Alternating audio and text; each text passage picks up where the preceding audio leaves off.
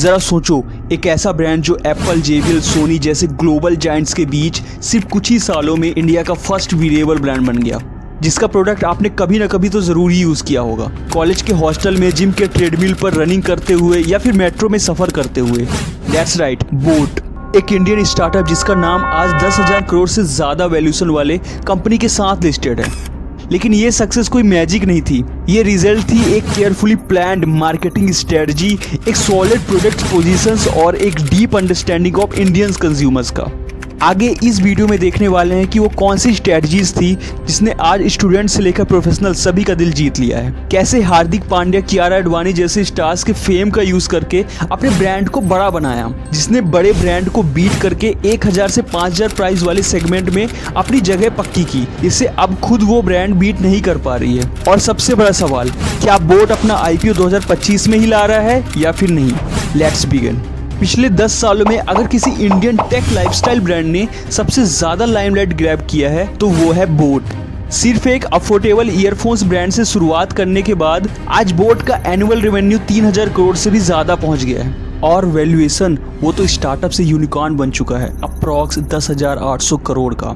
और अगर आप सोच रहे हैं इस ग्रोथ के पीछे किसका विजन था, तो जवाब है अमन गुप्ता, जिनका खुद का नेटवर्थ आज के टाइम पे लगभग 700 से 800 करोड़ के बीच एस्टिमेट किया जा रहा है। शार्क टैंक इंडिया की वजह से उनका नाम हर घर में जाना जाने लगा, लेकिन बिजनेस वर्ल्ड में वो ऑलरेडी स्ट्रेटजी जीनियस के रूप में स्टैब्लिश हो चुके थे। उन्होंने एक ऐसी स्ट्रेटजी बनाई जो ना सिर्फ बड़े ब्रांड्स को चैलेंज करता है, बल्कि नए ब्रांड्स के लिए भी एक ब्लूप्रिंट बन चुका है। लेकिन सवाल आता है कि इस ग्रोथ का एक्चुअल इनिशियल पॉइंट क्या था, वो मार्केट गैप जिसे बोट ने स्पॉट किया और पूरी तरह डोमिनेट भी कर लिया। किसी भी बिजनेस के सक्सेस का पहला स्टेप होता है राइट टाइमिंग और मार्केट गैप का सही यूज, और सच में बोट से अच्छा ये कोई भी नहीं कर सकता। एक टाइम था जब इंडिया के ऑडियो मार्केट में सिर्फ 2 स्ट्रीम थे, या तो सुपर एक्सपेंसिव प्रीमियम ब्रांड्स जैसे JBL, सोनी और एप्पल, या फिर सस्ते और अनरिलायबल चाइनीज ब्रांड जिसके पास ना तो ब्रांडिंग था और ना ही ट्रस्ट। मतलब एप्पल, सोनी, JBL जैसे इंटरनेशनल जायंट जिनके पास एडवांस टेक, लेगेसी ब्रांडिंग और लॉयल फैन बेस था। इन बड़े ब्रांड्स के पास क्वालिटी थी, पर उनकी प्राइसिंग बहुत ज्यादा थी इंडियन कंज्यूमर्स के लिए, तभी तो उनकी पोजीशनिंग एक इलाइट कैटेगरी में थी। यही गैप बोट ने स्पॉट किया। उन्होंने डिसाइड किया कि ब्रांड्स को सिर्फ क्वालिटी के नाम पे नहीं, लाइफस्टाइल और आइडेंटिटी के नाम पे बेचा जाना चाहिए। मतलब जायंट ब्रांड्स के मार्केट के बीच में सेगमेंट था 1000 से 5000 के प्राइस रेंज वाला मार्केट, जो कि ऑलमोस्ट ब्लैंक था। लेकिन आयरनी तो ये थी कि यही सेगमेंट इंडिया का सबसे बड़ा कंज्यूमर बेस था। कॉलेज स्टूडेंट्स, वर्किंग क्लासेस और यंग गेमर्स, जिन्हें चाहिए था स्टाइलिश, ड्यूरेबल और बजट फ्रेंडली प्रोडक्ट्स। और यहीं से शुरुआत होती है बोट की स्ट्रेटजी की। उन्होंने सिर्फ एक ईयरफोन नहीं बनाया, उन्होंने बनाया एक इंस्पिरेशनल प्रोडक्ट जो मिडिल क्लास के लिए प्रीमियम फील लाता था। मतलब इंडियन कंज्यूमर का तो आपको पता ही है, हमें पैसा भी कम देना है और चीज भी टॉप क्लास की चाहिए। और बोट के हेडफोन दिखने में वैसे ही थे जैसे कि हमें चाहिए था। High quality audio, stylish and modern design और बजट फ्रेंडली प्राइसिंग, यानी लुक सोनी और एप्पल जैसे but price local.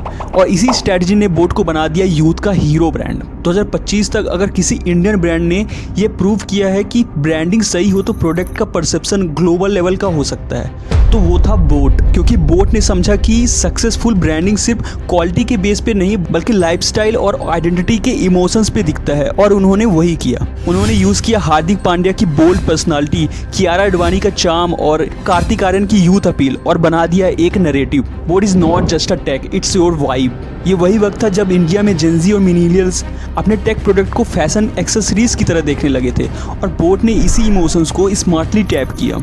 Neha Kakkar के म्यूजिकल कनेक्ट से लेकर मुसावा गुप्ता जैसे फैशन डिजाइनर्स के लिमिटेड एडिशंस कोलैब्स तक कंपनी का मैसेज बिल्कुल क्लियर था।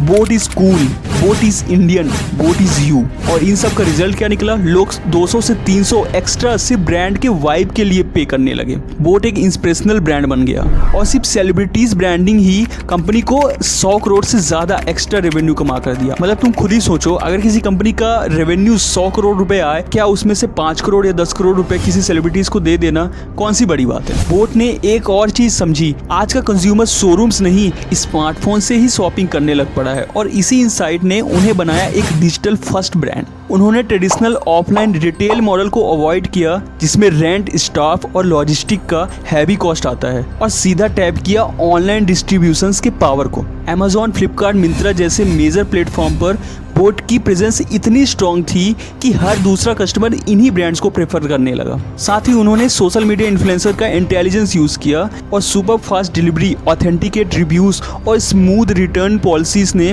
कंज्यूमर एक्सपीरियंस को वर्ल्ड क्लास बना दिया, जिसका रिजल्ट था कॉस्ट कम करके ज़्यादा से ज़्यादा लोगों तक पहुंचा जाए। प्रोडक्ट की अवेलेबिलिटी को पूरी इंडिया तक पहुंचाना, बिना शोरूम और बड़े बड़े शॉप्स पे इन्वेस्ट करे बिना ही सेल्स को ज़्यादा से ज़्यादा बढ़ाना।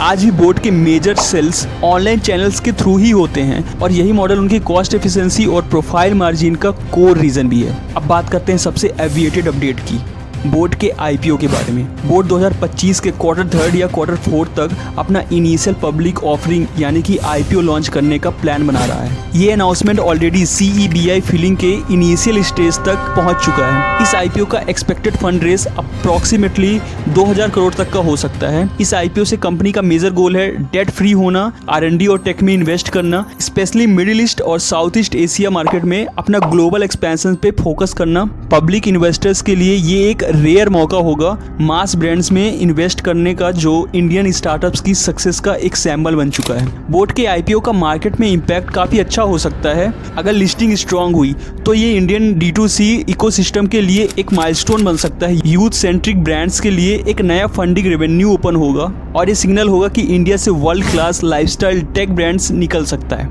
अब वो गेम चेंजिंग लेसन्स जो बोट से हम सीख सकते हैं, जो आप भी अपने बिजनेस में लगा सकते हो। Lesson 1, find gap. हम ना बिजनेस को इम्प्लीमेंट करना चाहते हैं जल्दी से जल्दी, पर हमें ये ध्यान रखना चाहिए कि जो भी प्रोडक्ट या सर्विस हम देने वाले हैं उसका मार्केट में गैप कितना बड़ा है, और अगर है भी तो कितना बड़ा हो सकता है। Lesson number 2, sell brand identity not only product. आज के टाइम पे प्रोडक्ट के परफॉर्मेंस के साथ साथ उसकी फील और स्वैग भी बिकने लगी है। हमारे लिए सीखने वाली बात यह है कि हमें ना हमेशा कुछ नया बनाने की ज़रूरत नहीं है, बस नए तरीके से प्रेजेंट करने की ज़रूरत है। बोट ने यही फार्मूला अपनाया और मार्केट में अपनी जगह बनाई। सो फ्रेंड्स, आईपीओ 2025 के बाद बोट क्या नया रिकॉर्ड बनाएगा या नया कंपटीशन उसके पोजीशंस को चैलेंज करेगी, ये सब फ्यूचर बताएगा। अगर आपको ये वीडियो पसंद आई हो तो कमेंट में लिखकर बताओ आपने सबसे पहला बोट प्रोडक्ट कब और कौन सा लिया था, और कमेंट में लिख के बताओ कि आप और कौन से टॉपिक पे वीडियो चाहते हैं। और इस वीडियो के बाद आप ये वीडियो ज़रूर देखना जिसमें आपको पता चलेगा कि रणवीर कपूर और आमिर खान जैसे सेलिब्रिटीज़ इंस्टाग्राम जैसे सोशल मीडिया से आखिर दूर क्यों हैं। Thank you so much.